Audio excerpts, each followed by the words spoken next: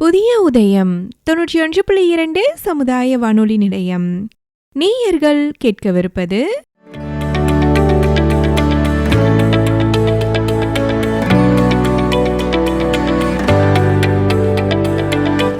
மூத்தோருக்கு முதல் வணக்கம்.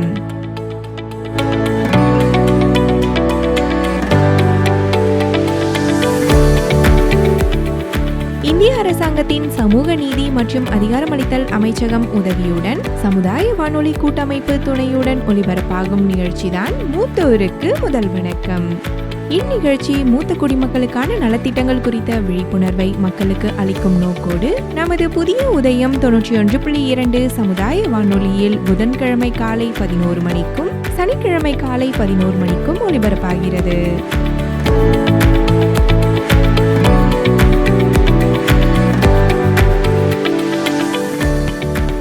மூத்தோருக்கு முதல் வணக்கம் நிகழ்ச்சியில் இதுவரை 3 அத்தியாயங்கள் வாயிலாக மூத்த குடிமக்களுக்கான நலத்திட்டங்கள் குறித்த பல பயனுள்ள தகவல்களை தெரிந்து கொண்டு வருகிறோம். முதல் அத்தியாயத்தில் முதியவர்களுக்கான உதவி எண், அதாவது 145667 என்பது குறித்த தகவலையும், இரண்டாவது அத்தியாயத்தில் ராஷ்டிரிய வயோஸ்ரீ யோஜனா குறித்த பயனுள்ள தகவலையும், மூன்றாவது அத்தியாயத்தில் அடல் வயோ அபியூத யோஜனா குறித்த பயனுள்ள தகவல்களையும் தெரிந்து கொண்டோம். நான்காவது அத்தியாயத்தில் ADIP திட்டம் குறித்த பயனுள்ள தகவலை இன்றைய நிகழ்ச்சியில் கேட்டு பயன்பெறலாம்.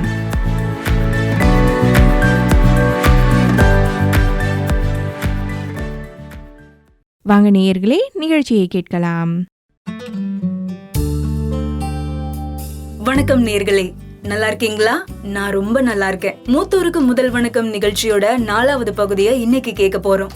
மனித வாழ்க்கையோட விலை மதிக்க முடியாத சொத்து நம்ம வீட்டுல இருக்கக்கூடிய முதியவர்கள் தான். அப்படிப்பட்ட முதியவர்களை இன்றைய காலகட்டத்துல நிறைய குடும்பங்கள் சரிவர பாத்துக்கிறது இல்ல. வயசான காலத்துல முதியவர்கள் மத்தவங்களோட உதவியை நாடிதான் வாழ வேண்டியிருக்கு. அந்த நிலை மாறணும். முதியவர்களுக்கு தேவையான உதவிகள் உடனே கிடைக்கணும். அவங்க தன்னம்பிக்கையோடையும் வாழணும். அதுக்காக தான் சமூக நீதி மற்றும் அதிகாரமளித்தல் அமைச்சகம் மூத்தோருக்கு முதல் வணக்கம்ங்கிற நிகழ்ச்சிய இந்தியால இருக்கிற சமுதாய வானொலிகள் மூலமா மக்களுக்கு வழங்குறாங்க. இந்த நிகழ்ச்சி மூலமா முதியவர்களுக்கான அரசு திட்டங்கள் என்ன, அதை பெற அவங்க என்ன செய்யணும், இத பத்தி எல்லாம் சொல்ல இன்னைக்கு நம்ம வானொலி நிலையத்துக்கு தாத்தா பாரத்தும் அவங்களோட பேத்தி லட்சுமியும் வந்திருக்காங்க. இந்த நிகழ்ச்சியை முன்னெடுத்திருக்கிறது இந்திய சமுதாய வானொலிகள் கூட்டமைப்பு. தாத்தா பாரத்தும் அவங்களோட பேத்தி லட்சுமியும் பேசுறத கேட்கலாமா? மூத்தோருக்கு முதல் வணக்கம். மூத்தோருக்கு முதல் வணக்கம். முதியோர் நலன் பேணுவோம், சமுதாய நலன் காப்போம். நேயர்கள் அனைவருக்கும் வணக்கம். மூத்தோருக்கு முதல் வணக்கம் நிகழ்ச்சியை கேட்க காத்துக்கிட்டு இருக்கீங்கன்னு நினைக்கிறேன். நிகழ்ச்சியை வழங்குவதற்காக நான் லட்சுமி வந்துட்டேன். என் கூட வயசானாலும் இன்னும் இளமை மாறாம இருக்கக்கூடிய நம்ம தாத்தா பாரத் இருக்காங்க. இன்னைக்கு நிகழ்ச்சியில நாம எதை பத்தி தெரிஞ்சுக்க போறோம் அப்படின்னா, பெரியவங்களுக்கான உரிமைகள் என்ன, அவங்கள நாம எப்படி கவனிச்சுக்கணும், அவங்கள நம்ம எப்படி கண்ணியமா நடத்தணும். என்ன, நிகழ்ச்சிக்குள்ள போலாமா? பன்முகத்தன்மைக்கு எடுத்துக்காட்டா இந்தியாவை சொல்லலாம் இல்லையா? அந்த பன்முகத்தன்மையில நம்மளோட மதம், கலாச்சாரம், மொழி, இந்த மாதிரி பல வேறுபாடுகள் இருக்குது. அது எல்லாத்தையுமே நம்மளுக்கு வாழையடி வாழையாக கடத்திட்டு வர்றது யாருன்னு பாத்தீங்கன்னா நம்மளோட முன்னோர்கள் தான். அதாவது நம்மளோட பெரியவங்க. அப்படிப்பட்ட பெரியவங்களை நாம கண்ணும் கருத்துமா பாத்துக்கணும் இல்லையா? ஆனா இன்னைக்கு வேகமா ஓடுற வாழ்க்கையில எல்லாருமே அவங்களையே பாத்துக்க முடியாத சூழ்நிலைக்கு போயிட்டாங்க. அதனால இந்தியாவோட கலாச்சாரம், இந்த பன்முகத்தன்மை, இது எல்லாம் கத்து கொடுத்த பெரியவங்களை எல்லாரும் மறந்து போயிட்டாங்கன்னு நினைக்கிறேன். அதெல்லாம் ஒண்ணும் இல்ல, நாங்க எல்லாம் மதிக்கிறோம். சில பேரு செய்யலாம். ஆனா எல்லாருமே பெரியவங்களுக்கு மதிப்பு கொடுக்கறாங்களா, நல்லா பாத்துக்கிறாங்களா அப்படின்னு கேட்டா இல்லைன்னு தான் சொல்ல முடியும். உண்மைதான். அப்படி இருக்கிறதுனாலதான் நாட்டுல இன்னைக்கு இவ்வளவு முதியோர் இல்லங்கள் இருக்கு. அங்க வாழ்றவங்க கண்கள்ல பாத்தீங்கன்னா எப்பவும் ஒரு சோகம் இருக்கும். அங்க போனா நம்மளால அதை பார்க்கவும் முடியும். வயசான காலத்துல எந்த ஒரு பெரியவங்களும் கஷ்டப்படக்கூடாது. அவங்க வயசான காலத்துல ரொம்ப சந்தோஷமா அமைதியா இருக்கணும். இதெல்லாம் அவங்களுக்கு கொடுக்கறதுக்காக தான் நம்ம மத்திய சமூக நீதி மற்றும் அதிகாரம் அளித்தல் அமைச்சகம் இந்திய வானொலி சங்கத்தோட சேர்ந்து மூத்தோருக்கு முதல் வணக்கம் அப்படிங்கிற நிகழ்ச்சியை வழங்கியிருக்காங்க. அதைத்தான் இப்ப நீங்க கேட்டுட்டு இருக்கீங்க. ஆமா, இந்த உலகம் எப்படிப்பட்டதுன்னு சொல்லி கொடுத்ததும் பெரியவங்க தான். இந்த உலகத்துக்கு நம்மளை கூட்டிட்டு வந்ததும் பெரியவங்க தான். ஆமா தாத்தா, அப்படிப்பட்ட பெரியவங்க யார் முன்னாடியும் கை நீட்டியோ தலைய குனிஞ்சு இருக்க கூடாது.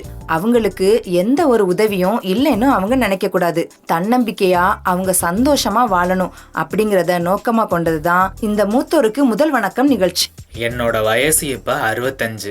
என் குடும்பத்துல எல்லாரும் என் பக்கத்துல இருந்தாலும் நான் யாரையும் சார்ந்து இல்லை அப்படின்னு என்னால நம்பிக்கையோட சொல்ல முடியும். நான் என்னோட சொந்த காலில் தான் இப்ப வர சந்தோஷமா இருக்கேன். அதுக்கு காரணம் என்னோட உடல் நலம், ஓய்வூதியம், எனக்கு கிடைக்கிற சட்ட ஆலோசனை, அப்புறம் முக்கியமா என்னோட நிதி மேலாண்மை.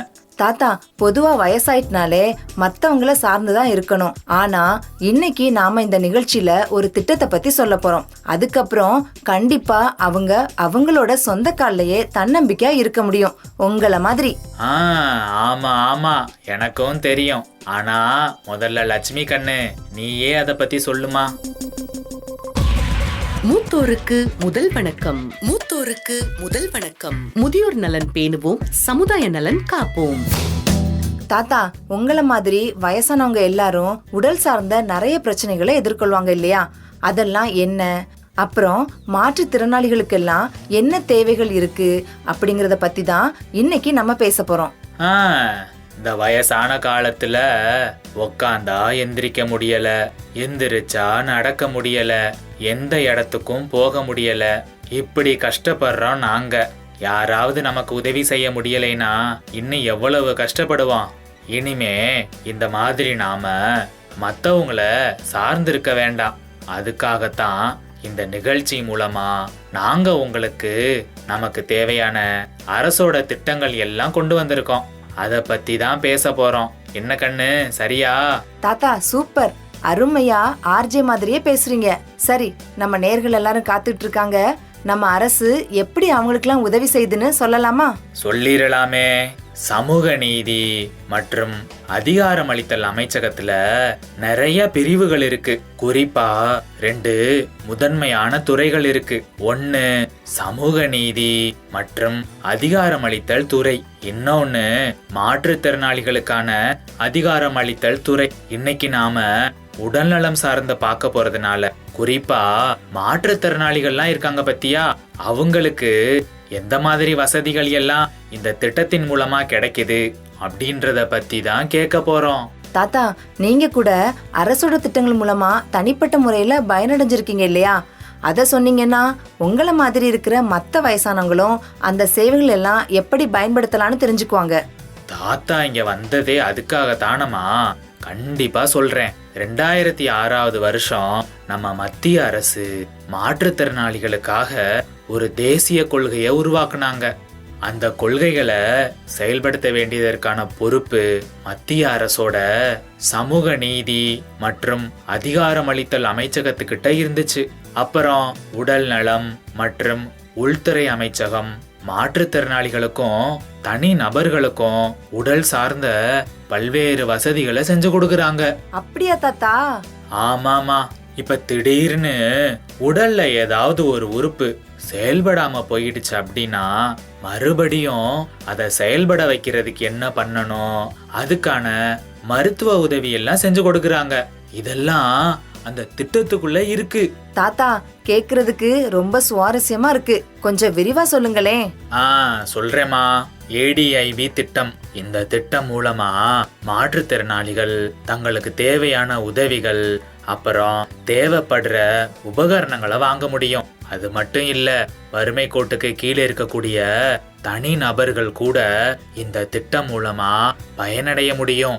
சில நேரங்கள்ல அறுவை சிகிச்சைக்கு கூட இந்த திட்டம் மூலமா பயனடையலாம். ஏன் தாத்தா, பொதுவா வயசானாலே அவங்களுக்கு கண் பார்வை குறைஞ்சு போயிரும், காது கேட்கிற திறனும் குறைஞ்சு போயிரும். இந்த மாதிரி குட்டி குட்டி பிரச்சனை எல்லாம் வரும். ரொம்ப முக்கியமா சுகர் வந்து நீரிழிவு நோய் எல்லாம் வரும் இல்லையா? இந்த மாதிரி இருக்கிறவங்களுக்கும் இந்த திட்டத்தின் மூலமா உதவியெல்லாம் பண்ணப்படுமா? கண்டிப்பா கிடைக்குமா. இந்த உதவிகளை செய்யறதுக்காகவே நம்ம அரசு தீன் தயாள் மாற்றுத்திறனாளிகள் மறுவாழ்வு திட்டம், அப்புறம் இன்னும் சில உதவி திட்டங்கள் எல்லாம் கொண்டு வந்திருக்காங்க. அது மூலமா நீ சொன்ன அந்த சாதனங்கள் எல்லாத்தையும் அவங்க வாங்கிக்க முடியும். கண்டிப்பா இதெல்லாம் வயசானவங்க அவங்களோட வாழ்க்கையில மத்தவங்கள எதிர்பார்த்து காத்திருக்கிறத குறைக்கும். குறிப்பா சொல்லணும்னா அவங்கள தன்னம்பிக்கையா இருக்க வைக்கும். சூப்பர் தாத்தா. எத்தனையோ வயசானவங்க இந்த மாதிரி பிரச்சனைகளால கஷ்டப்படுறாங்க. கண்டிப்பா அவங்களோட வாழ்க்கையில ஒரு மிகப்பெரிய மாற்றத்தை கொண்டு வர நீங்க சொன்ன இந்த திட்டங்கள் எல்லாம் பயன்படும். லட்சுமிமா, நம்மள சுத்தி எல்லா தரப்பு மக்களும் இருக்காங்க. சில பேரு ரொம்ப ஆரோக்கியமா இருப்பாங்க, சில பேரு திறமசாலிகளா இருப்பாங்க, சில பேரு பொருளாதார ரீதியா நல்லா இருப்பாங்க, சில பேரு பொருளாதார ரீதியா நலிவடைஞ்சவங்களா இருப்பாங்க. இந்த மாதிரி கலந்திருக்கிற சமுதாயத்துல யாருக்கு எப்ப எது தேவைப்பட்டாலும் குறிப்பா வயசானவங்களுக்கு அந்த தேவைகள் உடனே நிறைவேற்றப்படணும் அப்படின்றதுக்காக தான் நம்ம மத்திய அரசோட சமூக நீதி மற்றும் அதிகாரமளித்தல் அமைச்சகம் இந்த மாதிரி திட்டங்களை எல்லாம் கொண்டு வந்து செயல்படுத்திக்கிட்டு இருக்காங்க. சரி தாத்தா, செயற்கை கால்கள் வைக்கிறதுக்கு எல்லாம் ரொம்ப செலவாகுமே, அதுக்கும் இது மூலமா பயன்பெற முடியுமா? கண்டிப்பா பயனடைய முடியுமா? இந்த மாதிரி உதவிகளை செய்யறதுக்காக தான் சமூக நீதி மற்றும் அதிகாரமளித்தல் அமைச்சகம் அறக்கட்டளைகள் தன்னார்வ தொண்டு நிறுவனங்கள் கூட சேர்ந்து செயல்படுறாங்க. அவங்க மூலமா இந்த மாதிரி தேவைகள் எல்லாத்தையும் அவங்க நிறைவேற்றி வைப்பாங்க. சரி தாத்தா, இந்த வசதிகள் எல்லாம் ஒருத்தவங்க பயன்படுத்தணும்னா அதுக்கு அவங்க என்ன பண்ணணும்? அரசு, சுகாதாரத்துறை மற்றும் ரெட் கிராஸ் மூலமா இதுக்காகவே நிறைய இடங்கள்ல அடிக்கடி முகாம்லாம் நடத்துறாங்க. இந்த முகாம்கள்ல மாற்றுத்திறனாளி முதியவர்கள் கலந்து கொண்டு அவங்களுக்கு என்ன உதவி உபகரணங்கள் தேவையோ அதை பதிவு செஞ்சா அவங்களுக்கு தேவையான விஷயங்கள்லாம் கிடைக்குமா. இது கிராமம் நகரம்னு எல்லா இடத்துலயும் கிடைக்குமா? கிராமமா இருந்தாலும் சரி, நகரமா இருந்தாலும் சரி, எல்லா இடத்துலயுமே இந்த முகாம்கள் ஒரே மாதிரி தான் நடக்குமா. எந்த பாகுபாடும் இருக்காது. இந்த முகாம்கள்ல செயற்கை கால்கள் மட்டும்தான் வாங்க முடியுமா தாத்தா, இல்ல வேற எதுவும் உபகரணங்களும் வாங்கலாமா? நிறைய வாங்கலாமா. கைத்தடி, சக்கர நாற்காலி, அப்புறம் காது கேட்கிற கருவிகள், இந்த மாதிரி ஒரு மாற்றுத்திறனாளிக்கு என்னெல்லாம் தேவையோ அது எல்லாமே இந்த முகாம்கள் மூலமா வாங்கலாம். ஏன் தாத்தா, இது எல்லாமே வயசானவங்களுக்கு மட்டும்தானா, இல்ல மத்தவங்களும் இது மூலமா பயனடைய முடியுமா? இந்த மாதிரி முகாம்கள்ல எல்லா வயசுக்காரங்களுமே போய் கலந்துக்கிட்டு பயனடையலாம். குறிப்பா வயசானவங்களுக்கு இதெல்லாம் பண்ணி கொடுக்கிறது ராஷ்டிரிய வயோஸ்ரீ யோஜனா திட்டம் தான். இதெல்லாம் கேட்கவே ரொம்ப சந்தோஷமா இருக்கு தாத்தா. வயசான காலத்துல இந்த மாதிரி உதவி தேவைப்படுறவங்களுக்கு இது எவ்வளவு பெரிய வரப்பிரசாதமா இருக்கும். எனக்கு இப்போ ஒரு சந்தேகம் தாத்தா, கேட்கலாமா? என்னோட சேர்ந்து இந்த நிகழ்ச்சிய தொகுத்து வழங்க வந்தியா, இல்ல என்கிட்ட கேள்வி கேட்க வந்தியா? சரி சரி, கேளு கேளு. இல்ல தாத்தா, உதவி உபகரணங்கள் வாங்குவதற்காக முகாம்லாம் நடக்குதுன்னு சொன்னீங்கல்ல, அந்த முகாம்லாம் எங்க நடக்கும், எப்போ நடக்கும் அப்படிங்கிற விஷயங்கள் எல்லாம் எப்படி தெரிஞ்சுக்குவாங்க? இது ரொம்ப நல்ல கேள்வி பேத்திமா. நாங்க எல்லாம் உங்களை மாதிரி வாட்ஸ்அப்லாம் யூஸ் பண்றது கிடையாது. அதனால எங்களுக்கெல்லாம் இது எப்படி தெரியும்? நான் சொன்னேன் இல்லையா, தொண்டு நிறுவனங்கள் அப்புறம் சுகாதாரத்துறை இவங்க எல்லாம் தொலைபேசி மூலமா தான் வயதானவர்கள் கிட்ட இந்த தகவலை கொண்டு போய் சேர்க்கிறாங்க. அப்புறம் அங்கங்க வைக்கிற விளம்பர பலகைகள், சமுதாய வானொலி நிலையங்கள் மூலமாகவும் இந்த மாதிரி தகவல்களை மக்களுக்கு கொண்டு போறாங்க. இந்த முகாம்கள்ல நம்ம கலந்துக்கணும் அப்படின்னா கண்டிப்பா ரெட் கிராஸ் அப்புறம் சுகாதாரத்துறை இவங்கள்ட்ட நம்மள பதிவு பண்ணி வைக்கிறது ரொம்ப முக்கியமா தாத்தா? கண்டிப்பாமா, ரொம்ப முக்கியமா. இந்த மாதிரி முகாம்களுக்கு போகும்போது வறுமை கோட்டுக்கு கீழ் உள்ளவர்களுக்கான சான்று, அப்புறம் இன்னும் தேவையான சான்றுகள் எல்லாம் கொண்டு போறது ரொம்ப ஈஸியா இருக்கும். சூப்பர் தாத்தா, உண்மையாவே இன்னைக்கு நீங்க நிறைய விஷயங்களை இந்த நிகழ்ச்சியில வந்து பகிர்ந்திருக்கீங்க. கண்டிப்பா இந்த நிகழ்ச்சியை கேட்டதுக்கு அப்புறம் நிறைய பேருக்கு தன்னம்பிக்கை கிடைச்சிருக்கும். உடல் சார்ந்த ஏதாவது தேவைகள் இருந்தா கண்டிப்பா இந்த நிகழ்ச்சிக்கு அப்புறம் அவங்க அதை பெறுவதற்கு இந்த நிகழ்ச்சி வந்து ஒரு வாய்ப்பை ஏற்படுத்தி கொடுத்திருக்கணும்னு நினைக்கிறேன். அதுக்கு உங்களுக்கு தான் தாத்தா நான் நன்றி சொல்லணும். நீ மட்டும் சும்மாவாமா? நீ இல்லைனா இந்த நிகழ்ச்சியை என்னால தொகுத்து வழங்கியிருக்க முடியுமா என்ன? அப்புறம் ரொம்ப முக்கியமா நம்மளுக்கு இந்த வாய்ப்பை கொடுத்திருக்கிற மத்திய சமூக நீதி மற்றும் அதிகாரமளித்தல் அமைச்சகம் அவங்களுக்கும் ரொம்ப நன்றியே சொல்லிக்கலாம். என்னம்மா, நம்ம கிளம்பலாமா? ஓகே தாத்தா, கிளம்பலாம்.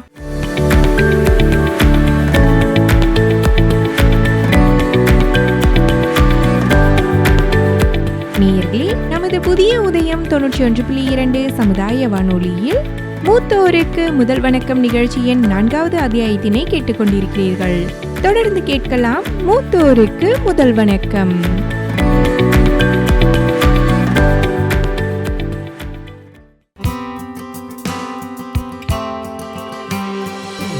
நிகழ்ச்சியை கேட்டுட்டு இருக்கிற எல்லாருக்கும் வணக்கம். முதல்ல ராஷ்டிரிய வயோஸ்ரீ யோஜனா அப்படின்னா என்னன்னு பார்க்கலாம். வறுமை கோட்டுக்கு கீழே இருக்கிற பிரிவை சேர்ந்த மூத்த குடிமக்களுக்கு உடல் உதவிகள் மற்றும் உதவி வாழ்க்கை சாதனங்களை வழங்குறதுக்கான திட்டம் தான் இந்த ராஷ்டிரிய வயோஸ்ரீ யோஜனா. இது மத்திய அரசோட முழு நிதி உதவியோட கூடிய மத்திய துறையோட திட்டம். இந்த திட்டத்தை செயல்படுத்துறதுக்கான செலவு மூத்த குடிமக்கள் நல நிதியில இருந்து மேற்கொள்ளப்படுது. சமூக நீதி மற்றும் அதிகாரமளித்தல் அமைச்சகத்தின் கீழே இயங்குற இந்த பொதுத்துறை நிறுவனமான செயற்கை மூட்டு உற்பத்தி கழகம் அலிம்கோ ALIMCO மூலமா இந்த திட்டம் செயல்படுத்தப்படுது. இந்த திட்டத்துக்கு கீழே நாட்டுல இருக்கிற மூத்த குடிமக்களுக்கு உடல் உதவிகள் வழங்கப்படுது. இது 60 வயசுக்கு மேற்பட்டவங்களோட வாழ்க்கைய சுலபமாக்குறதுக்காக இந்த ஒரு திட்டத்தை செயல்படுத்திக்கிட்டு இருக்காங்க. இந்த திட்டத்துல நம்ம பயன் பெறணும் அப்படின்னா முதல்ல அந்த பயனாளி ஒரு மூத்த குடிமக்களா இருக்கணும். அதுக்கப்புறமா அவங்க வறுமை கோட்டுக்கு கீழே இருக்கிற பிரிவை சேர்ந்தவங்களா இருக்கணும். அது மட்டும் இல்லாம சம்பந்தப்பட்ட அதிகாரியால வழங்கப்படக்கூடிய, அதாவது வறுமை கோட்டுக்கு கீழே தான் இருக்கிறீங்க அப்படின்ற அந்த கார்டை நம்ம வச்சிருக்கணும். அப்படி இருந்தாதான் இந்த திட்டத்துல நாம எதையும் அப்ளை பண்ணி வாங்க முடியும். சரி, என்ன மாதிரியான சாதனங்கள்லாம் வழங்குறாங்க அப்படின்னு பார்த்தோம்னா வாக்கிங் ஸ்டிக், முழங்கை ஊன்றுகோல், வாக்கர்ஸ், அப்புறம் முக்காலிகள், அதாவது இந்த குவாட் பாட்ஸ் சொல்லுவாங்கல்ல அந்த மாதிரி இருக்கிற முக்காலிகள், அப்புறமா காது கேட்கக்கூடிய கருவி, சக்கர நாற்காலி, செயற்கை பற்கள், கண்ணாடி, இந்த மாதிரி பல விஷயங்களை கொடுத்துக்கிட்டு இருக்காங்க. இது மட்டும் இல்லாம நம்மளுடைய தமிழ்நாடு அரசும் மாற்றுத்திறனாளிகளுக்கான துறையின் மூலமா பல சேவைகளை செஞ்சுட்டு இருக்காங்க. அதை பத்தி தான் நாம இப்போ அடுத்ததா பார்க்க போறோம். அதுக்கு எல்லாத்துக்கு முன்னாடி இப்ப நம்ம கூட ஒருத்தவங்க இணைஞ்சிருக்காங்க. அவங்க யாரு, எங்க இருந்து பேசுறாங்கன்றதை கேட்கலாமா? மூத்தோருக்கு முதல் வணக்கம். மூத்தோருக்கு முதல் வணக்கம். முதியோர் நலன் பேணுவோம், சமுதாய நலன் காப்போம். ராமநாதபுரம் மாவட்ட சமூக நலத்துறையின் பொறுப்பு அலுவலர் திருமதி தேன்மொழி நம்ம கூட இருக்கிறாங்க. மேம், இப்போ நீங்க சொல்லுங்க மேம், இந்த அடல் வயோ அபியுத்த யோஜனா அப்படின்ற பெரிய திட்டத்திற்கு கீழே ராஷ்டிரிய வயோஸ்ரீ யோஜனா திட்டமும் செயல்பட்டுக்கிட்டு இருக்குது. இதை பத்தி கொஞ்சம் சொல்லுங்க மேம். ராஷ்டிரிய வயோஸ்ரீ யோஜனா திட்டம் 60 வயதிற்கு மேற்பட்ட முதியவர்களுக்காக கொண்டு வரப்பட்ட திட்டம். வாழ்வாதாரத்திற்கு, முதியவர்களுடைய வாழ்வாதாரத்திற்கு தேவையான உடல்நல கருவிகள் வழங்கப்படுகிறது. இது என்னென்ன கருவிகள்னால் வாக்கிங் ஸ்டிக், காது கேட்கும் கருவி, வீல் சேர் மற்றும் கண்ணாடி வழங்கப்படுறாங்க. இந்த திட்டத்தின் கீழ் 60 வயதுக்கு மேற்பட்டவர் பயனடையலாம். இந்த ஸ்கீம் மூலம் 60 வயதுக்கு மேற்பட்ட முதியவர்கள் இந்த நாங்கள் சொன்ன இந்த கருவிகள்லாம் வாங்குறதுக்கு நீங்கள் எங்கள் மாவட்ட சமூக நல அலுவலகத்தை அணுகலாம். இது ராமநாதபுரம் மாவட்ட ஆட்சியர் அலுவலகத்தில் எதிர்த்தாப்பில் உள்ள மாவட்ட கருவூல கட்டடத்தில் இயங்கி வருகிறது. போஸ்ட் ஆஃபீஸ்க்கு பக்கத்தில் இருக்குது இந்த மாவட்ட சமூக நல அலுவலகம். ஓகே மேம், ரொம்ப நன்றி. நீங்க இவ்வளவு நேரம் உங்களுடைய பொன்னான நேரத்தை எங்களுக்காக செலவழிச்சதுக்காக. நேர்களே, இப்ப நம்ம சமூக நலத்துறை அலுவலரை சந்திச்சுட்டு வந்தோம். அடுத்ததா நம்ம எங்க நேரா போக போறோம் அப்படின்னா மாற்றுத்திறனாளி அலுவலகத்துக்கு. ஆமா, அது ஏன் அப்படின்னா மாற்றுத்திறனாளிகளுடைய துறை நிறைய விஷயங்களை பண்ணிக்கிட்டு இருக்கிறாங்க. அவங்க மூலியமா தான் இந்த கண்ணாடிகள், ஸ்டிக்கு, அதுக்கப்புறமா நாற்காலி, இந்த மாதிரியான விஷயங்கள்லாம் கொடுத்துக்கிட்டு இருக்கிறாங்க.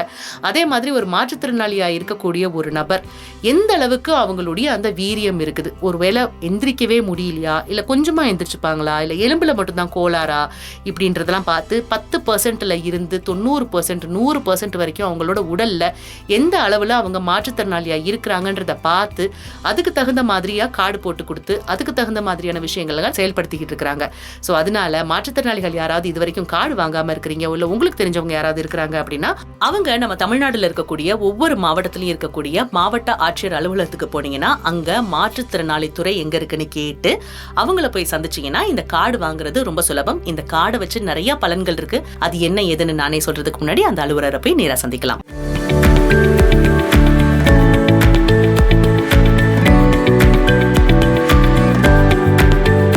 நேயர்களே, நமது புதிய உதயம் 91.2 சமுதாய வானொலியில் மூத்தோருக்கு முதல் வணக்கம் நிகழ்ச்சியின் 4வது அத்தியாயத்தினை கேட்டுக்கொண்டிருக்கிறீர்கள். தொடர்ந்து கேட்கலாம் மூத்தோருக்கு முதல் வணக்கம்.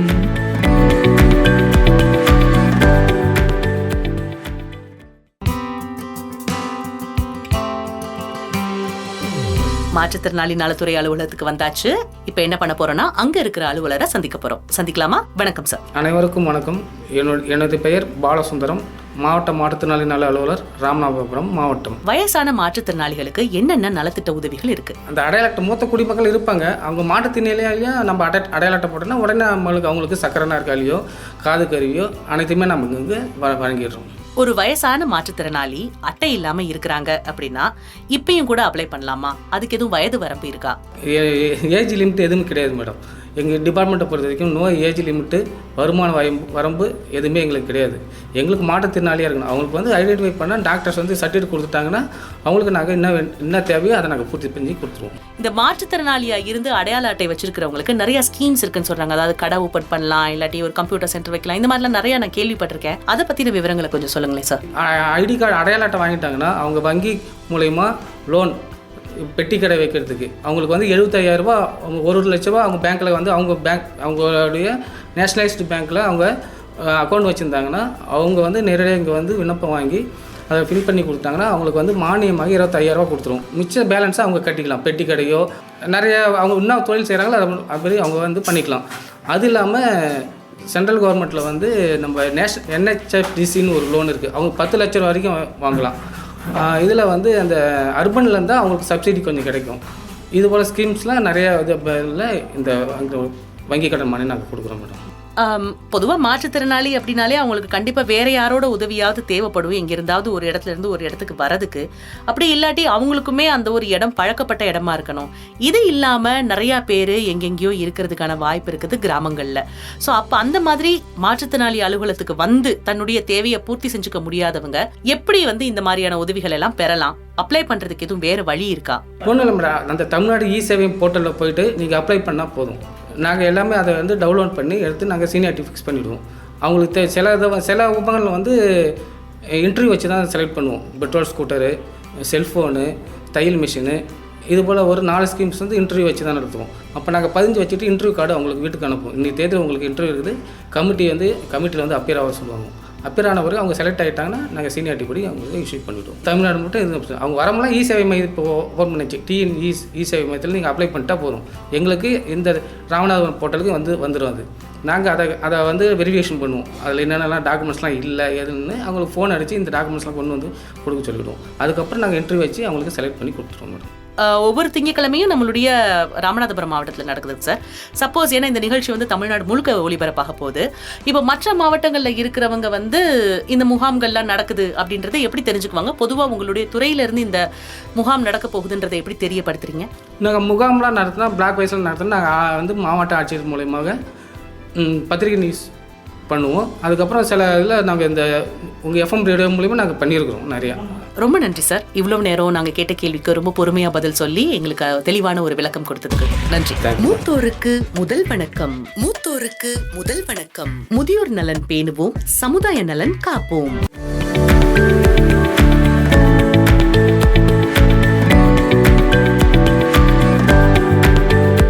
நேயர்களே, நமது புதிய உதயம் 91.2 சமுதாய வானொலியில் மூத்தோருக்கு முதல் வணக்கம் நிகழ்ச்சியின் 4வது அத்தியாயத்தினை கேட்டுக்கொண்டிருக்கிறீர்கள்.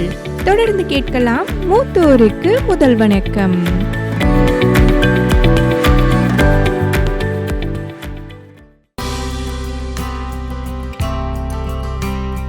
என்ன நேயர்களே, இவ்வளோ நேரம் சமூக நலத்துறை அலுவலர் மற்றும் மாற்றுத்திறனாளிகள் நலத்துறை அலுவலர் அவங்கெல்லாம் பேசினது கேட்டோம் இல்லையா? இப்ப நம்ம கூட 65 வயசு முதியவர் தன்னோட அனுபவங்களை பகிர்ந்துக்கிறதுக்காக இணையறாங்க. வாங்க அவங்க பேசுறதை கேட்கலாம். வணக்கம் ஐயா, உங்க பேரு அப்புறம் உங்களை பத்தி சொல்லுங்க ஐயா. என் பேர் ராமசாமி, வடக்கு தெருலேருந்து பேசுகிறேன். ஐயா, இப்போ உங்களுக்கு வயசு எவ்வளோயா? எனக்கு வயசு வந்து 64 பிறந்தேன். 60 வயசு ஆயிடுச்சு. அப்போ வயதாக உங்களுக்கு ஏதாச்சும் உடலில் ஏதாவது பிரச்சனைகள் ஏதாச்சும் வந்துச்சா? எனக்கு வந்து இந்த சுகர் ப்ரெஷர் தான் ஓவராச்சு. வேறு பீடி குடித்தேன், அதில் இந்த இருமல் இது ஓவராச்சு. இப்போ நான் 2019 விட்டுட்டேன் பீடியை. இப்போ வந்து உடல் நல்லா இருக்கு. கால் பிரச்சனை வந்து இப்போ கால் வலி ஓவராக்குலாம் இது மாட்டுத்திறனாளில் போய் வண்டி வாங்க போயிருந்தேன். இந்த கால்வலி பிரச்சனையால் உங்களுக்கு என்னென்ன மாதிரி சிரமங்கள் இருக்குது? கால் வலினால வந்து ஒரு எந்திரிச்சு எங்கேயும் வெளியில் போக முடியல, வீட்டுக்குள்ளேயே இருக்க வேண்டியிருக்கு. இதை விட்டுட்டு மெயின் ரோட்டில் போய் ஒருத்தர் பார்க்க நமக்கு இல்லை ஒரு தொழில் பண்ணலாம் அப்படின்னு பார்த்தாலும் கால் வலியில் எந்திரிச்சு எங்கேயும் போக முடியல. வர முடியல, எதுவுமே செய்ய முடியல. ஒரே கோயிலே உட்காந்து எந்திரிக்க வேண்டியது. இப்போ உங்களுக்கு வயசாயிருச்சு, அதுக்காக உங்களுக்கு உதவியாக இருக்க அரசு மூலமாக ஏதாச்சும் நிதி திட்டங்களை வந்து நீங்கள் வந்து பெற்றிருக்கீங்களா? பணம் கொடுக்குறாங்க. முதல்ல வந்து ஆரம்பத்தில் வந்து நான் பணம் வாங்கும்போது 1000 ரூபா கொடுத்தாங்க. இப்போ இந்த ஸ்டாலின் வந்து 500 சேர்த்து 1500 கொடுக்குறாரு. கவர்மெண்ட்டில் கொடுக்குறாங்க. எது மூலியமாக அந்த பணத்தை வந்து நீங்கள் பெற வந்து விண்ணப்பிச்சிங்க? எனக்கு பணம் வந்து இந்த மாற்றுத்திறனாளுக்கும் கொடுக்குறாங்க, அது மாதிரி இந்த காது கேட்காதவங்களுக்கு கொடுக்குறாங்க, கண்ணு தெரியாதவங்களுக்கு கொடுக்குறாங்க, கை வந்து கொஞ்சம் சரி வரலைன்னா அது கொடுப்பாங்க, கால் எப்பவும் நடக்க முடியாமல் கிடக்காரு அப்படின்னா அவருக்கு வந்து கொஞ்சம் பணம் வேணும், கூட வேணும்னா எழுதி கொடுத்தா உடனே பணம் கூட கொடுப்பார். 1500 கொடுக்குற இடத்துல ஒரு 5000 இருந்தாங்கன்னா அவங்க ஒரு 4000 கொடுப்பார். இதை எழுதி கொடுக்குறது அப்படின்னா நீங்கள் எப்படி வந்து தெரிஞ்சுக்கிட்டீங்க? யார் சொல்லி கொடுத்ததெல்லாம்? இது வெளியில் பேசுகிறாங்கல்ல எல்லோரும், வெளியில் இப்போ மக்கள் பேசுகிறாங்க. அது மாதிரி பாமலில் கடல் வச்சியில் பேசுகிறாரு, ராஜ்குபருங்கிறவர் பேசுகிறாரு. அவர் பேசுகிறது வந்து வெளியில் 4 பேர் கேட்கும்போது அது 4 பேர் தெரிஞ்சுக்கிறாங்க. இப்போ இந்த உதவித்தொகையை நீங்கள் அரசிட்டேருந்து வாங்குறீங்க, அந்த உதவித்தொகை உங்களுக்கு வந்து எவ்வளோ உதவியாக இருக்குது? அது வந்து மாத்திரை தான் வாங்கலாம், மாத்திரை வாங்கலாம், சுகர் மாத்திரையும் பெத்திர மாத்திரையும். அது 1500 வரும். அவங்க அவ்வளோதான் கொடுக்குறாங்க. மேலே வேணும்னு நம்ம கேட்டால் கொடுப்பாங்க, நம்ம ஊரில் இருந்தால் கொடுக்க மாட்டாங்க.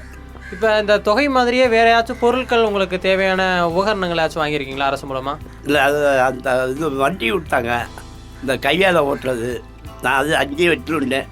அது வந்து ராம்நாளில் ஓட்டலாம், பாம்பனில் ஓட்ட முடியாது. மண்ணில் போய் சிக்கிக்கிட்டுனா அதை தள்ளுறதுக்கு ஒரு ஆள் பார்க்கணும். இது இந்த ஸ்கூட்டினா நம்ம ரோட்டில் பண்ணி வச்சு பையன் இறங்கி போக முடியாது, ஒருத்தனை கூப்பிட்டு கொடுக்கலாம். எத்தனை வருஷத்துக்கு முன்னாடி இந்த வண்டி வாங்குறதுக்காக நீங்கள் பஞ்சிங்க? வண்டி வாங்குறதுக்காண்டி இப்போ ஒரு 15 வருஷமாக பாஞ்சு.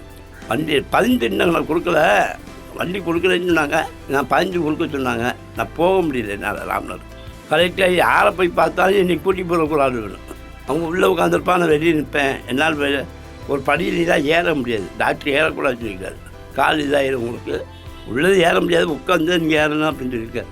நான் மொத்தத்திலே போகிறதில்ல, கீழே விழுந்தோம்னா வம்பு. ஆள் இந்த தொகுதி கிடைக்கிது.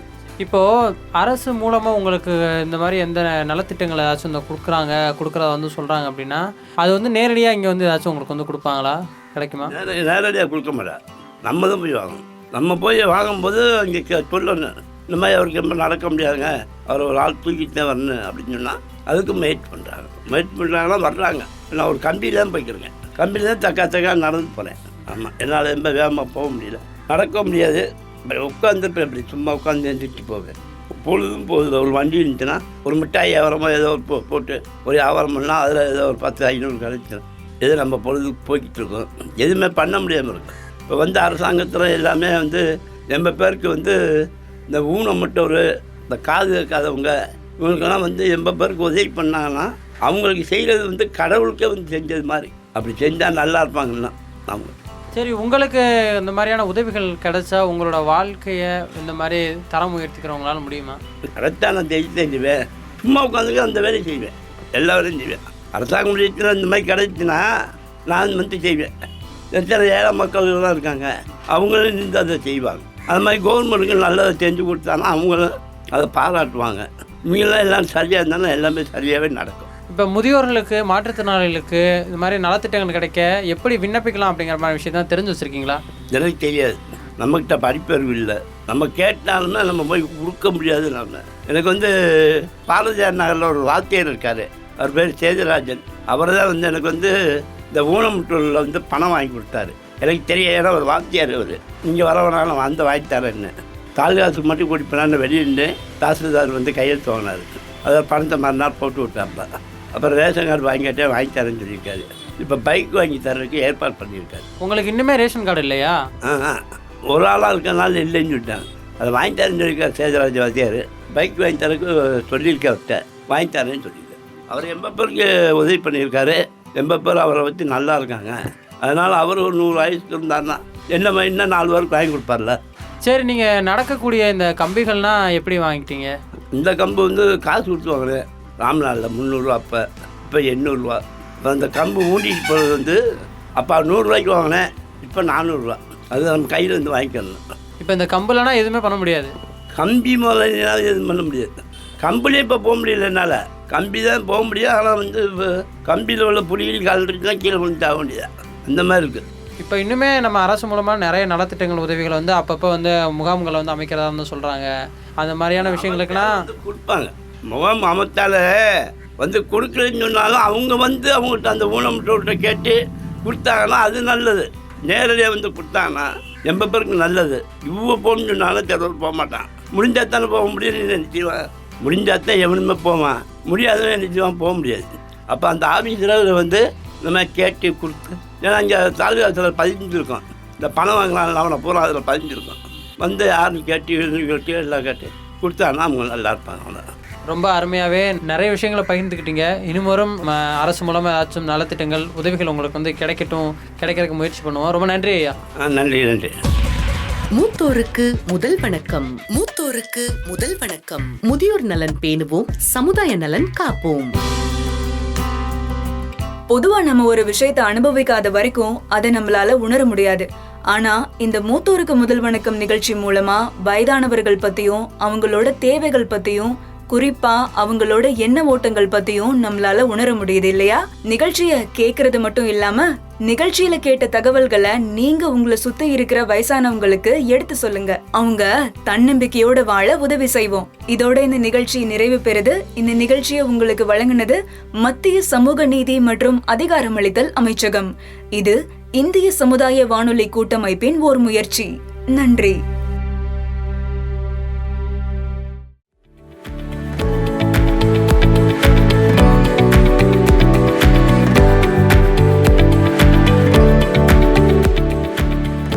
இதுவரை மூத்தோருக்கு முதல் வணக்கம் நிகழ்ச்சியின் 4வது அத்தியாயத்தில் ஏடிஐபி திட்டம் மற்றும் ராஷ்டிரிய வயோஸ்ரீ யோஜனா குறித்தும் அந்த திட்டத்தில் பயன்பெறும் முறைகள் குறித்த பல பயனுள்ள தகவல்களை தெரிந்து கொண்டோம். இந்த பயனுள்ள தகவல்களை தங்களுக்கு தெரிந்த மூத்த குடிமக்களுக்கு பகிர்ந்து பயன்பெற செய்யுங்கள்.